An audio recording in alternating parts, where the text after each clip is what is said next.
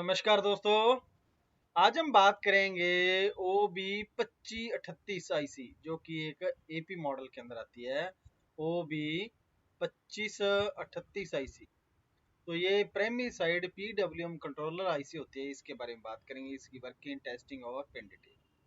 तो primary side PWM controller क्यों बोला जाता है? क्योंकि ये पूरा पूरा सिस्टम जो लगा होता है इस आईसी का, वो प्राइमरी साइड से ही कंट्रोल होकर आगे आउटपुट देता है।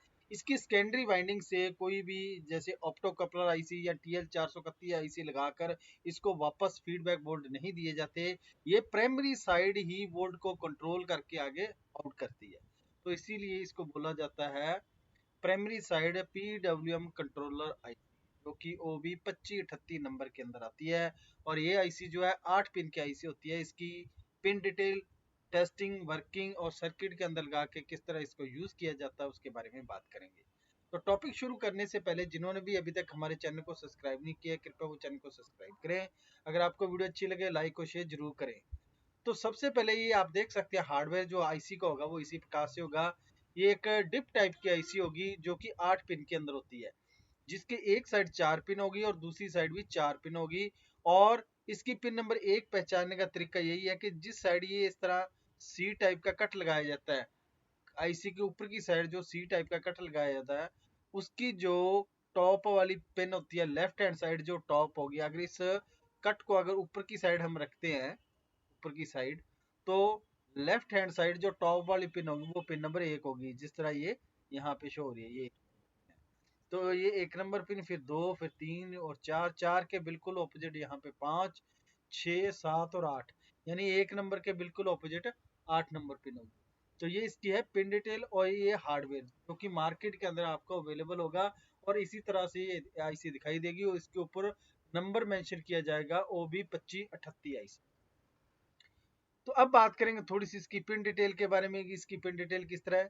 तो ये पिन डिटेल के बारे में देख सकते हैं। पिन नंबर जो 1 है इसकी वो VDD की पिन होती है, यानी इसके ऊपर सप्लाई दी जाएगी जो कि ब्रिज डायोड से आएगी, वो इसके ऊपर VDD पिन के ऊपर सप्लाई दी जाएगी। पिन नंबर जो 2 है कंपोजिशन की पिन होती है, इसके ऊपर कंट्रोलिंग वोल्ट दिए जाते हैं। वो आगे सर्किट के अंदर हम देखेंगे किस तरह इसके कंट्रोलिंग वोल्ट दिए जाते हैं। पिन नंबर जो 3 है वो इनपुट वोल्ट की पिन होती है, यानी एक तरह की ये फीडबैक की पिन होती है। इसके ऊपर जो इनपुट वोल्ट आएंगे वो दो रजिस्टर को कंट्रोल करके पिन नंबर 3 के ऊपर फिक्स वोल्ट दिए जाएंगे, जिससे हमारा आउटपुट फिक्स हो जाएगा।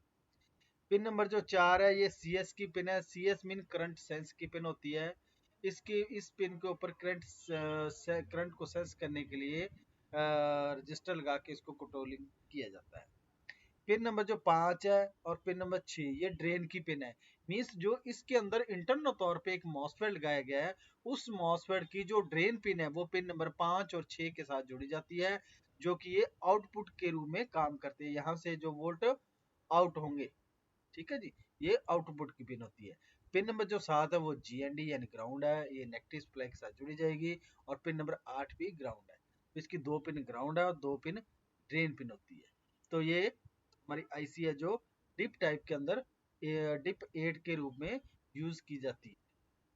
तो अब बात करेंगे थोड़ा सा इसका इंटरनल सर्किट किस तरह बनाया गया उसके बारे में बात करेंगे। इसके इंटरनल हिस्से में कौन कौन सा सेक्शन बनाया गया, क्या कुछ लगा। तो सबसे पहले जो मैंने ड्रेन की पिन की बात की थी, पिन नंबर जो 6 और 7 है,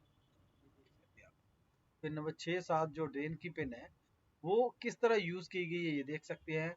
पिन नंबर 5 और 6 के ऊपर ये एक मॉसफेट लगाया गया है। इसकी ड्रेन पिन को पिन नंबर 5, 6 के साथ जोड़ा गया और सोर्स पिन को CS पिन के साथ जोड़ा गया, जो कि करंट सेंस की पिन होती है उसके साथ।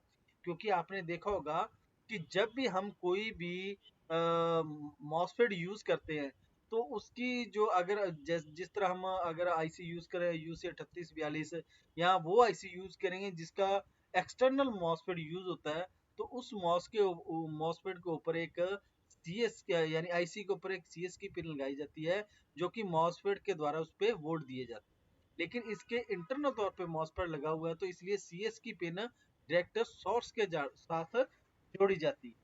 तो ये सोर्स के साथ जुड़ेगी है CS पिन को, पिन नंबर 4 को। पिन नंबर 7 और 8 ग्राउंड है। पिन नंबर 2 जो है कंपोजिशन की पिन होती है, ये ड्रॉप आउट कंपोजिशन होता है और जो क्लॉक सिस्टम होता है उसके साथ जुड़ के काम करता है, प्लस एरर एम्पलीफाई साथ। एरर एम्पलीफायर जो होता है उसके साथ मिलकर ये काम करता है। पिन नंबर जो 3 है, ये इनपुट वोल्ट की पिन होती है। ये एक तरह की बैलेंसिंग वोल्ट होते हैं जो कि करंट कंट्रोल के लिए भी यूज किए जाते हैं, प्लस ये एरर एम्पलीफायर के लिए भी यूज होती है। यानी इस पिन के द्वारा ही आउटपुट को कंट्रोल किया जाता है। इसके साथ आप देख सकते हैं इसके साथ सीसी कंट्रोल किया गया है। सीसी के बाद पीडब्ल्यूएम जनरेटर सिस्टम होता है उसको कंट्रोल किया गया है। पीडब्ल्यूएम के बाद गेट ड्राइवर को कंट्रोल किया जाता है, जो कि मॉसफेट को कंट्रोल करके आगे मॉसफेट के ऊपर वोल्ट देता है। तो यही आईसी जो होती है डायरेक्ट एसएम के साथ जुड़ी जाती है। इसके इंटरनल तौर पे वो मॉसफेट लगाता है जो स्विचिंग का काम करता है, और वो मॉसफेट जो है इंटरनल तौर पे आईसी के अंदर लगा होता है, और इसी ड्रेन पिन से डायरेक्ट एसएम ट्रांसफार्म को ऑन किया जाता है। इसके एक्सटर्नल तौर पे कोई भी मॉसफेट नहीं लगाया जाता। ठीक है जी। तो ये इस तरह आईसी काम करती है। इसके अंदर ओवर करंट प्रोटेक्शन और एल ई बी सिस्टम और सॉफ्ट स्टार्ट सिस्टम इंटरनल तौर पे लगाया जाता है। अंडर वोल्ट लुकआउट सिस्टम भी लगाया जाता है, जो कि वीडीडी से वोल्ट मिलेंगे तो वो यूवीएल के माध्यम से आगे ट्रांसफर होंगे। और इंटरनल तौर पे जो सप्लाई होगी इसको कंट्रोल करने के लिए वो 5 वोल्ट की होगी, और एक जिनर डायोड लगाया जाता है ओवर वोल्ट प्रोटेक्शन के लिए। अगर ओवर वोल्ट हो जाए तो यह उसको कट ऑफ कर देता है, यानी ड्रॉप आउट कर देता है। तो ये है इस आईसी का इंटरनल हिस्सा। अब बात करेंगे थोड़ा सा सर्किट के बारे में कि सर्किट के अंदर किस तरह लगा के इसको यूज किया जाता है।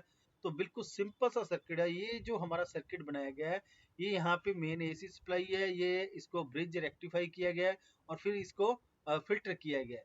तो यहाँ पे एसी सप्लाई को डीसी में कन्वर्ट किया गया है, डीसी सप्लाई को फिल्टर करने के लिए दो कैपेसिटर लगाए गए हैं, और उसके बाद यहाँ पे पॉजिटिव सप्लाई जनरेट हुई, यहाँ पे नेगेटिव सप्लाई। तो ये जो पॉजिटिव सप्लाई है दो रजिस्टर के माध्यम से डायरेक्ट आप देख सकते हैं वीडी पिन के ऊपर सप्लाई दी गई है, और जो कंपोजिशन पिन होती है उसके ऊपर एक पीएफ लगा के ग्राउंड कर दिया जाता है, और इनपुट वोल्ट की जो पिन होती है उसके ऊपर ये दो रजिस्टर लगाई गई है, जो कि हमारा फीडबैक यानी वीडी पिन से ये वोल्ट लिए गए हैं। और इसके बाद ये देख सकते हैं कि ये जो दो रजिस्टर है इनको ही कंट्रोल करके हम इनपुट वोल्ट को कंट्रोल करते हैं। अगर इसका इनपुट वोल्ट कंट्रोल होगा तो ही ड्रेन से वोल्ट उसी हिसाब से स्विचिंग पास आउट होगी। ठीक है जी। और जो सी एस पिन है इसके ऊपर एक रजिस्टर लगा के ग्राउंड कर दी गया है। जो ड्रेन पॉइंट है दोनों पिनों को जोड़कर आपस के अंदर ये हमारा जो एस एम ट्रांसफॉर्म लगाया जाता है उसके साथ जोड़ा जाता है। ग्राउंड पिन को डायरेक्ट नेगेटिव सप्लाई के साथ जोड़ा जाता है। तो अब इसके अंदर आप देख सकते हैं इस आईसी के अंदर जो आउटपुट वोल्ट है, यहाँ से ये दो जो ड्रेन पॉइंट है ये आउटपुट पिन है। तो यहाँ से जो वोल्ट आउट हो रहा है वो डायरेक्ट एसएम ट्रांसफार्मर की एक वाइंडिंग पे जा रहे हैं। बीच में कोई भी मॉसफेट नहीं लगाया जाता है।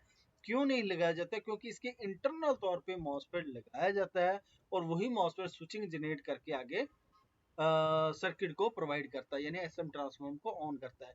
तो इस आईसी का लगाने का मेन मकसद यही होता है कि एक तो स्पेस ये बहुत ही कम लेता है। अगर आपने कोई भी एक सर्किट डिजाइन किया है, जैसे मॉस अडाप्टर का सर्किट हो गया या कोई छोटे सा चार्जर का सर्किट होगा, तो वो बिल्कुल कम्पैक्ट सर्किट बनेगा।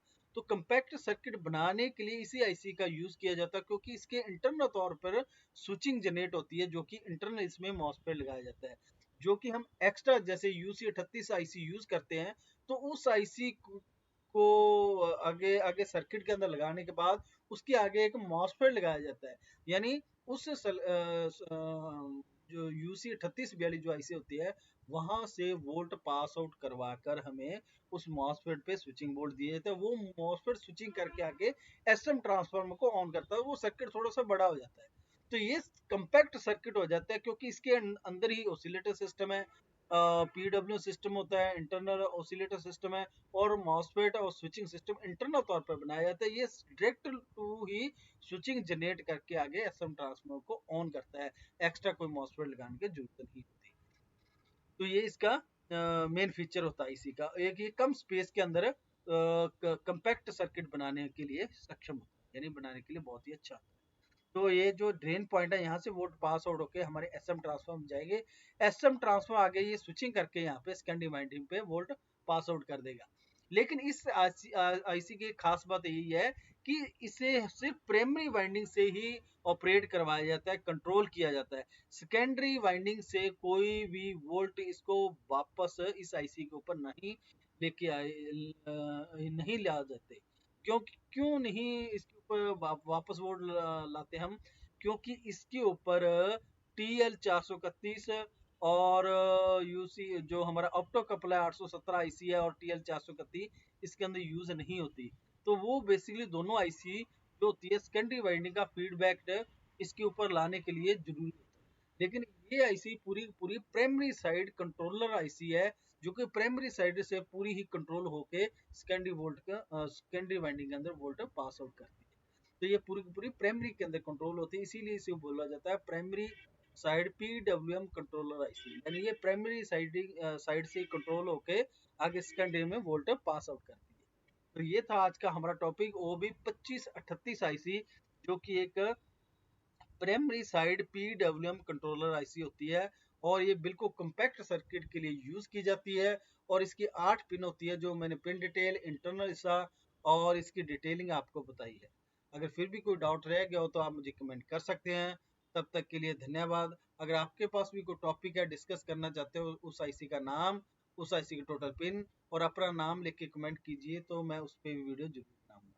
तो अगर आपको वीडियो अच्छी लगी हो तो लाइक शेयर सब्सक्राइब जरूर करें। तब तक के लिए धन्यवाद।